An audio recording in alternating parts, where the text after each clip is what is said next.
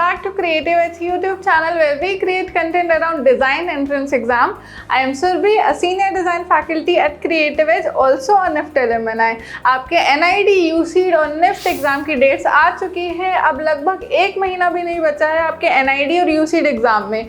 अभी भी अगर आपने आपकी रिवीजन स्टार्ट नहीं करी है तो करना स्टार्ट कर दो, क्योंकि अभी भी टाइम है। रिवीजन नहीं करोगे तो अभी तक साल भर में या 6 महीने में जो भी पढ़ा है कोई फायदे का नहीं रहेगा, बिकॉज एग्जाम में अगर भूले तो कोई फायदा ही नहीं है। बट आप लोगों में से कई लोग मुझसे ये क्वेश्चन करते हैं कि मैम रिवीजन तो करना है पर रिवीजन करना आता ही नहीं है। रिवीजन करने का एक्चुअली सही तरीका क्या है?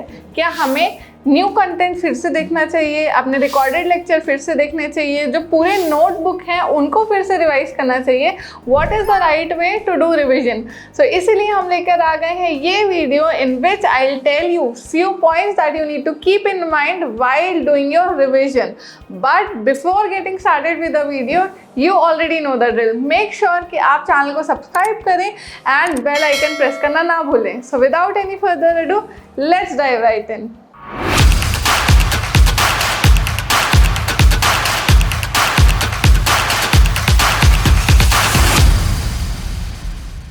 जब रिवीजन करने बैठते हो तो कई प्रॉब्लम सामने आती है। मेरे स्टूडेंट्स कई चीज़ें मुझसे शेयर करते हैं, जैसे कि रिवीजन के लिए टाइम ही नहीं है क्योंकि अभी सिलेबस कंप्लीट ही नहीं हुआ है, या फिर रिवीजन का प्रोसेस अपने आप में इतना बोरिंग है क्योंकि हम वही चीज़ पढ़ रहे हैं जो पहले पढ़ चुके हैं, इसलिए रिवीजन करते वक्त नींद आती है, या फिर रिवीजन करने का सही तरीका ही नहीं पता है कि रिवीजन बोलते किसको है और रिवीजन करते कैसे हैं। सो आज हम ये सारी प्रॉब्लम्स आपकी डिस्कस करेंगे और हम बताएंगे आपको वो सही तरीके जिस हिसाब से आप रिवीजन कर सकते हैं।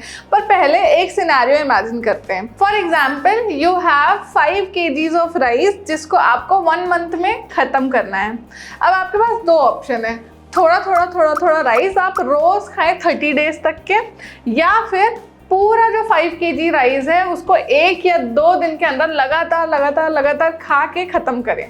अब बताइए आप कौन सा ऑप्शन चूज करेंगे? ऑप्शन ए थोड़ा राइस, या ऑप्शन बी एक साथ पूरा राइस? अभी इस वीडियो को पॉज करिए और कमेंट में बताइए what will you choose, option A और option B. I am sure आप में से सभी ने 100% स्टूडेंट्स ने ऑप्शन ए को ऑप्ट किया होगा, जिसमें आप थोड़ा राइस रोज खाएं, और यही करेक्ट भी है। पर क्या हो जाता है जब हम रिवीजन करने के बारे में सोचते हैं? रिवीजन भी ऐसा ही है, या तो थोड़ा रोज करो, या तो लगातार बैठ के पूरा 2 दिन बैठो बिना सोए, सिर्फ वही पढ़ते रहो, रिवीजन करो। ऐसे सिनेरियो में हम मोस्टली ऑप्शन 2 चूज करते हैं। हम क्या करते हैं, साल भर हम पढ़ाई करते हैं, उस टाइम हम रिवीजन नहीं करते क्योंकि एग्जाम का कोई फेयर नहीं रहता, कोई दबाव नहीं रहता, कोई टेंशन नहीं रहती, तो हम साल भर से पढ़ाई करते हैं और हम सोचते हैं एग्जाम के टाइम में रिवीजन करेंगे, and that is where you make the biggest mistake of your preparation. क्या गलती कर रहे हैं आप जब पढ़ाई करते जा रहे हैं और रिवीजन नहीं करते जा रहे हैं, तो वो जो आपने पढ़ा है वो आपकी टेम्पररी मेमोरी में स्टोर होता है। ये तो पता होगा कि हमारे पास 2 तरह की मेमोरी है, टेम्पररी मेमोरी और परमानेंट मेमोरी। टेम्पररी मेमोरी वो चीज़ें हैं जो आप सोचते हैं, समझते हैं और फिर भूल जाते हैं। फॉर एग्जाम्पल, आपने अभी कोई ओला या उबर की कैब बुक करी, उसमें आपके पास तुरंत कोई OTP आता है उनको देने वाला। अब वो OTP आपको 1 से 2 मिनट तक तो दिमाग में रहता है क्योंकि आपने उसको देख लिया है। एक बार आपने वो OTP आपके कैब ड्राइवर को दे दिया, उसके अगले मोमेंट आप OTP भूल जाते हैं क्योंकि आपने वो इन्फॉर्मेशन आपके टेम्पररी मेमोरी में स्टोर की है।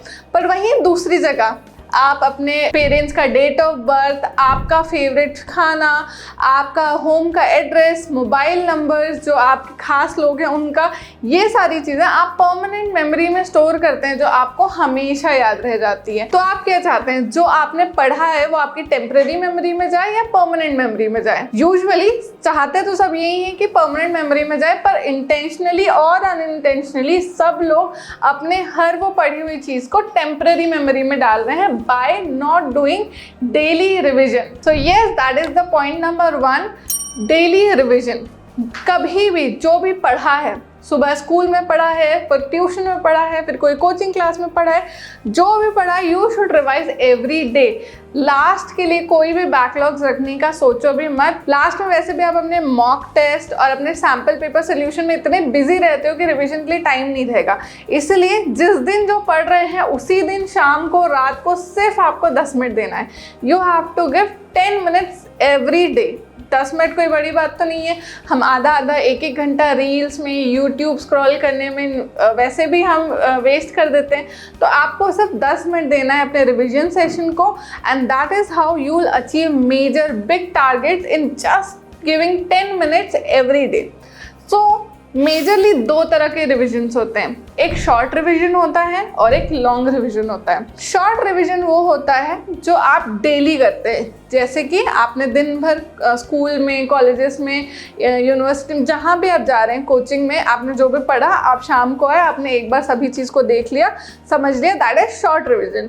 दूसरा होता है लॉन्ग रिवीजन, जो आपने आखिरी में एग्जाम के 1-2 दिन पहले आप सिर्फ रिवीजन कर रहे हैं, सुबह से लेकर शाम तक रिवीजन रिवीजन रिवीजन कर रहे हैं, that is called long term revision. दोनों के अपने अपने इंपॉर्टेंस है, दोनों के अपनी अपनी वैल्यूज है। आपको क्या करना है? दोनों करना है। एग्जाम के बहुत टाइम पहले से शॉर्ट रिवीजन चालू करना है, एग्जाम के आते तक लॉन्ग टर्म रिवीजन चालू कर देना है।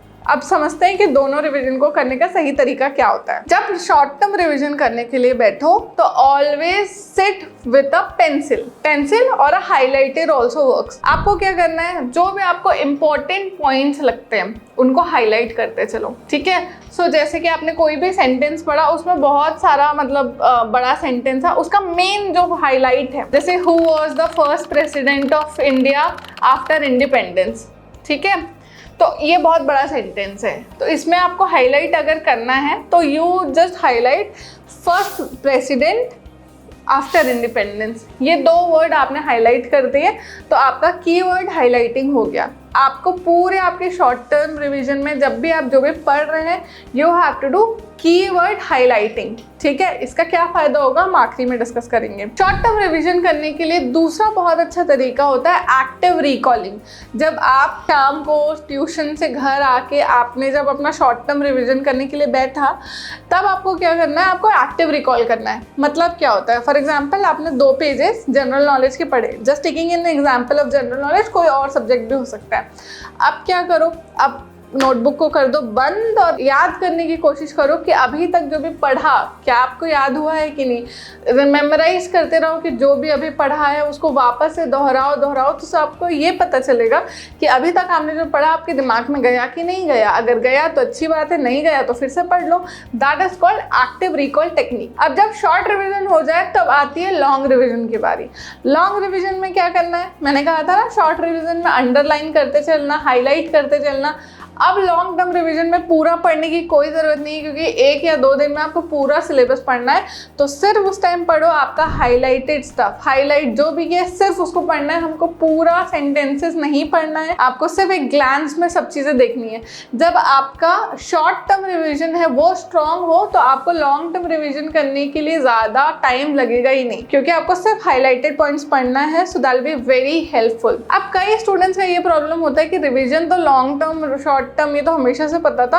प्रॉब्लम ये है कि revision itself is a very boring process, because what you are reading you have already read it before. मतलब ऐसी चीज़ ही पढ़ रहे हो जो पहले पढ़ चुके हो, तो बहुत बोरिंग लगता है। तो अब उस बोरियत को दूर करने के लिए क्या कर सकते हैं?